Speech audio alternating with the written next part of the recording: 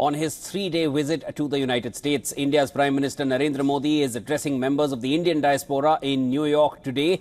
He will also engage with CEOs of leading global companies at a roundtable discussion. While in New York, Prime Minister Modi will also attend the Summit of the Future at the United Nations. UN Secretary General Antonio Guterres has called the summit a once-in-a-generation UN summit. Modi will also chair key bilateral meetings during the second leg of the three-day visit to the US. Prime Minister travelled to New York from Philadelphia on Saturday to attend the program. Prime Minister Modi reached the hotel to a warm welcome by the members of the Indian community, which chanted, of course, the members were chanting slogans. They waved Indian flags and took selfies with the Indian leader. Sharing glimpses of his interaction with the Indian community, Prime Minister wrote on social media, and I'm going to quote here, after programs in Delaware, landed in New York, eager to be among the diaspora at the community program in the city and to take part in other programs. Prime Minister Modi also met several artists performing at the event. Now, earlier, PM Modi took part in the fourth edition of the Quad Leaders Summit. It was a farewell summit for both US President Joe Biden and Japanese Prime Minister Fumio Kishida, who are stepping down from their respective offices. Prime Minister thanked US President Joe Biden for hosting the summit and praised his commitment to strengthen the Quad as a force for global good. Modi reiterated that at a time when the world is ridden with tensions and conflicts, the coming together of Quad partners with shared democratic ethos and values is important for humanity. Listen to this. Friends, हमारी बैठक ऐसे समय हो रही है जब विश्व तनावों और संघर्षों से घिरा हुआ है। ऐसे में साझा डेमोक्रेटिक वैल्यूज के आधार पर क्वाड का मिलकर साथ चलना पूरी मानवता के लिए बहुत ही महत्वपूर्ण है। At a presser, India's Foreign Secretary Vikram Misri stated that India is holding a conversation with interlocutors to find a peaceful and mutually agreeable resolution to the Russia-Ukraine conflict. Prime Minister Modi also expressed gratitude to President Biden for the return of 297 invaluable antiquities to India and his commitment to combat the illicit trafficking of cultural properties. Then at the Quad Summit, the leaders announced many initiatives, including the Quad Cancer Moonshot, a groundbreaking partnership to save lives in the Indo-Pacific region by combating cervical cancer. They also announced a maritime initiative for training in the Indo-Pacific, or METRI, to enable Indo-Pacific partners to maximize tools via Quad initiatives. First ever Quad at Sea Ship Observer mission in 2025 to improve interoperability and advance maritime safety. The collective Quad effort to boost energy efficiency, and a new initiative to award 50 Quad scholarships worth $500,000 to students from the Indo-Pacific, among others.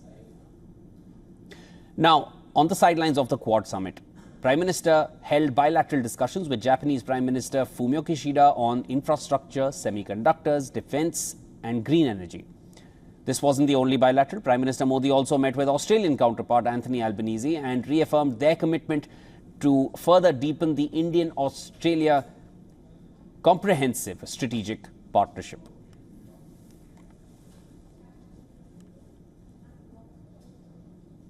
All right, viewers, our correspondent Susan Tehrani now joins us live from New York. Of course, she's at the location where the Prime Minister will be addressing the Indian Diaspora event. Susan, doesn't it always get festive around this time? Of course, whenever Prime Minister visits any of these nations, as we've seen in the past, the Indian diaspora is all out to support and they're all cheers. It gets festive. Give us a sense of what's happening on ground.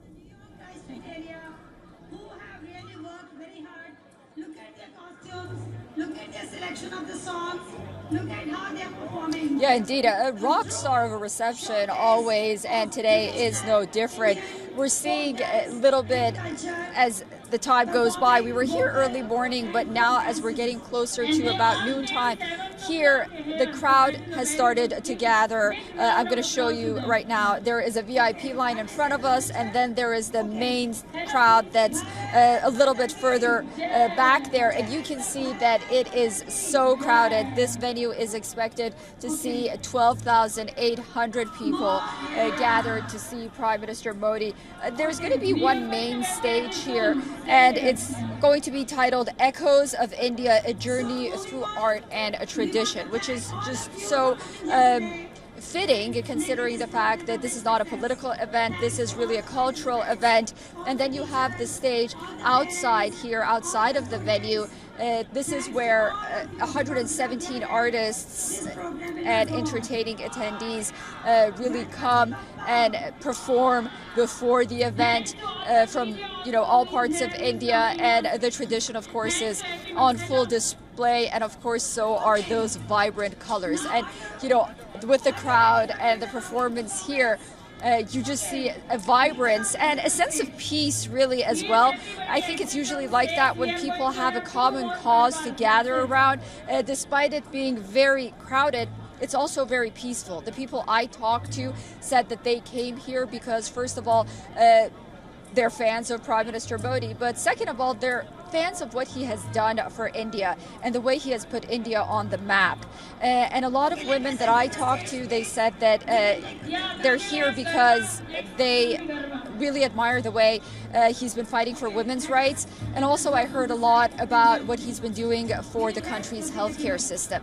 So the Indian American diaspora in full swing here. A lot of them have been here for many years, but it's clear that they have not lost their roots with India. Susan, what I was observing from everyone who's walking in behind you, it almost seems as if they're all dressed up in their best.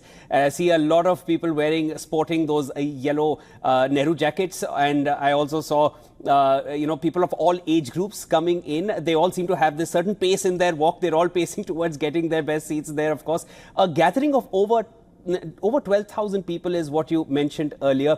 Give us a sense of the excitement that is there. Like, what are they really looking forward to at this point? Of course, a lot of performances before the Prime Minister arrives, but what comes after that?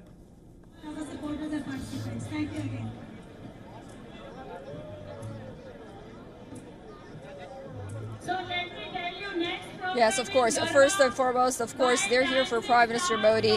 A lot of them came with artwork in hand, something that they've made themselves, or the industry that they're in. For example, I talked to a gentleman who had made a small statue of Prime Minister Modi with diamonds and other jewelry. He's a jeweler here in New York and the neighboring state, New Jersey. He has a few stores, and he said that he hopes that he can, give that gift to the Prime Minister or one of his accompanying members.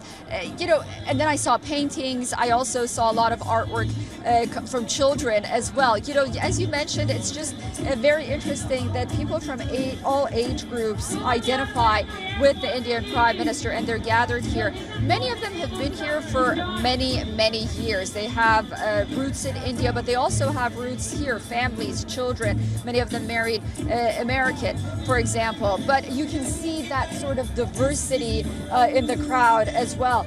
Once again, we're panning out. I want to just show you, first of all, the excitement, and as you mentioned, the vibrant colors that everyone is wearing, but also a lot of people are really dressed formally in suits. They are the ones that are probably going to get in very close proximity with the Prime Minister. And then there are others who, they are casual, but like you said, they've really thought about what they're going to wear. And you see this sort of in a lot of music concerts, music festivals, yes, and rock concerts as well, when, there is a certain person that people come around to admire. And, it's sort of the same here as well. As you mentioned correctly, Susan, it seems like a rock star reception, and of course in the background I can hear a lot of these songs which are very, very popular here in India as well. So it definitely seems very, very festive. We will be keeping in touch with you to get us the latest on what's happening at the Nassau Coliseum. That was Susan Tehrani getting us the latest from New York.